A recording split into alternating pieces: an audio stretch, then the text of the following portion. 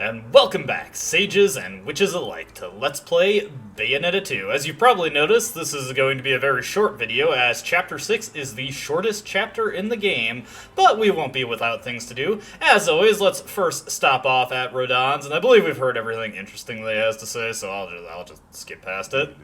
Okay, let me see here. What we want, of course, is to buy a Moon Pearl. We're getting close to buying up his stock here. Just a few more to get, I think 3 more maybe? I wasn't paying too much attention, or possibly 2 more. And that's all we really want to get through him. I guess I could go over the other accessories that we got here. So, Celine's Light, this is for only really useful if you're very new to the game and you're playing on second climax. If you get hit, Celine's Light activates Witch Time for you, so that can be useful if you're just starting out. Infernal Communicator allows you to summon little demon allies by holding X and A at the same time. You need at least 4 Pearls of Magic to do so, and they assist you in attacks, doing additional damage and racking up extra combo points. I've never really seen anybody put these to any use, and I've never really played around with them myself, so there. Polly's Butterfly is probably one you'll like a lot if you're going for pure platinum. With a full Pearl of Magic, you can activate Polly's Butterfly, and it'll create little protective butterflies that'll take damage for you, so that can be very handy. Of course, it does cost magic to use, but you can still accumulate magic while attacking, so it's a bit of a balancing act there.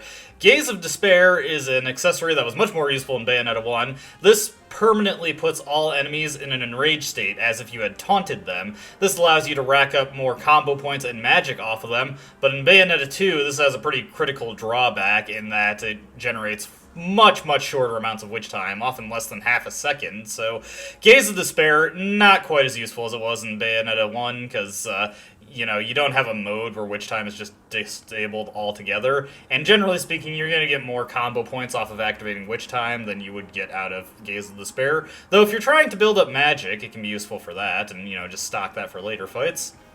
And we've gotten everything. We will be unlocking more accessories before the end of this Let's Play, but we need to get more bewitchments to do so and complete later chapters in the game. With that all said and done, let's get into Chapter 6, Bridge to the Heavens. But before we do that, we do have a very brief moment to ourselves, so let's have a side topic to go over. It's been a little bit while since we've actually talked about anything secondary, but over here is our file menu, and it actually has a few pretty important things for us to look at. First off, here's of course where your journal echoes go. We've also got our compendiums here that let us see the different varieties of enemies. We've got a catalog of Muspelheim and all of the Muspelheims that we completed. As you can see, it keeps track of which verse they are, so if you've missed one, you can review this and see where it could have been. Although Muspelheim is much easier to come across in this game than it was in Bayonetta 1. There aren't any that are deviously hidden or require you to double back in the level after passing a certain point, like there were a ton of in Bayonetta 1. Here we've got our angelic hymns here, keeping track of all the LPs that we've collected. And the 2 most important files, and the reason you'd probably check out this screen, are the Umbran Tears of Blood Crow captured, and the Bewitchments book. The Umbran Tears of Blood Crow captures, this actually does keep track of all crows that are in a chapter, even the ones that you have not collected. So if you're missing one, you can pop open this book and see what chapter it was that you missed it in. So that's pretty handy. Like, if I hadn't gone back and gotten the number 2 crow in chapter 1, that number 2 would be blanked out, so that's pretty handy. The other one over here is, of course, our Bewitchments, and it has a collection of all Bewitchment achievements in the game, so you can review these ahead of time and see what some of the various goals that you have to complete are. We're not going to go over all of these, but there is one in particular that we could theoretically do at this point that I want to address because it's very poorly worded on how it works. In story mode, freeze over 40 non-ice elemental enemy types with Undine. This achievement is terribly worded. It does not mean you have to freeze enemies 40 times with Undine. That would be way too easy. What it actually means is that you have to freeze 40 different varieties of enemies with Undine at least once. So anytime you see a new enemy and you want to make progress towards this bewitchment, you'll want to freeze it. Now, I'm not going to be doing that in the course of this Let's Play, but I am currently working on unlocking it in my own personal file, so I'll have it unlocked after a point. The other one that we're also not going to be able to advance on this cutscene is touch Bayonetta in 10 different cutscenes, and the reason for that is I am docked, so I cannot touch. Not that I would. I mean, if I did, it would purely be for the purpose of the achievement, right? Oh, that was not something I wanted to do. Yeah, whatever.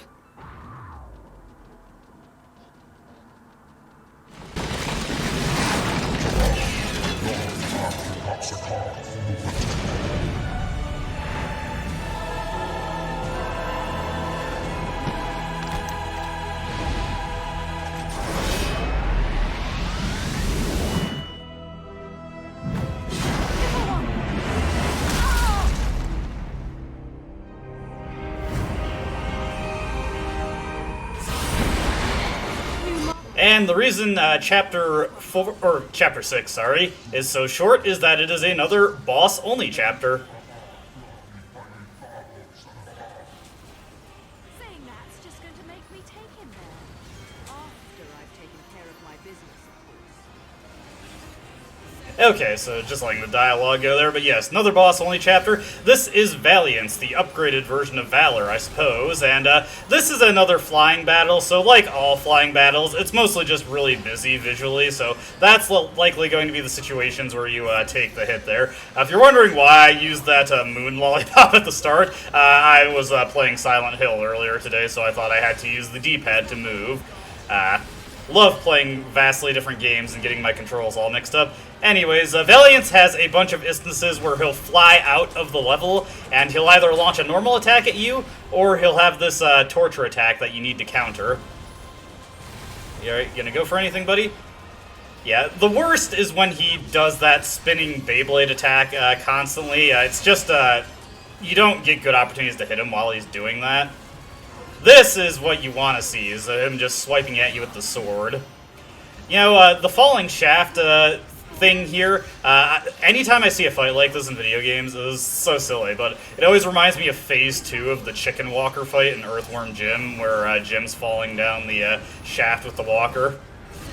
Alright, let's utilize our Umbran Climax here. This guy doesn't really get staggered with Umbran Climax like Valor did. And also, that actually knocked him out of the level and forced my combo to end, so that was not good. Alright, let's get in close to this guy. I like using Rakshasa for this fight because it's less committal, but every now and again, I think we can find good opportunities to get Chernobog in. As always, the hold attack is very good. Not going to do good on the combo points for this stage because I just took so many, my combo just got broken so many times, and of course I failed the damage, as you'd expect from me. Ooh, I kind of mistimed that. If you time that just right, you'll be right on top of him. And that'll allow you to do a couple of Chernobog hold attacks against him. This is also a good opportunity to hit him with some hold attacks. Ooh, okay. Yeah, lost sight of him there, so took some hits that I did not need to. Be careful of that shield when he throws it around. It does have damage when it comes back around, so be careful of that. Alright, so we are close to this. You do not actually need to get his health down all the way. Once you get it down a certain percentage of the way, he'll launch this attack. You just press X and A to counter it.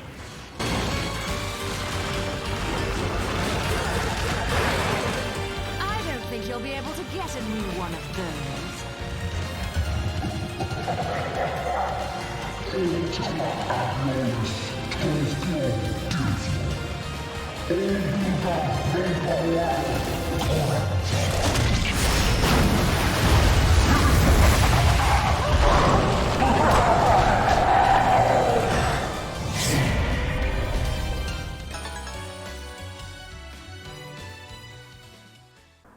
Actually surprised I got a platinum on the combo there after all the dropped combos I had in that fight. But hey, platinum. We're not going to be seeing too many of those in this Let's Play, so... Yeah, because I so stupidly used an item I didn't need at the start, I did rob myself of the no item award, but whatever. That one's not that important anyway. At least it didn't knock me down a rank like it would in Bayonetta 1. Get another verse card and another bewitchment for our troubles. And we gain access to Chapter 7, the Ark. Now I'm going to tell you this right now. This is where the game starts to get really hard. And this is where we're going to be seeing a lot more game overs per video, most likely. Particularly, the apex of that is going to be Chapter 10 and Chapter 12. We're likely going to see double-digit game overs in those chapters, because those chapters are hard. Thankfully, the game dials it back a little bit after that, but why am I spoiling the surprise for you? You will see what I mean when we get into these chapters, why they are so difficult. But we will save that for future videos. As always, hope you enjoyed watching, hope to see you in the next one. But until then, goodbye.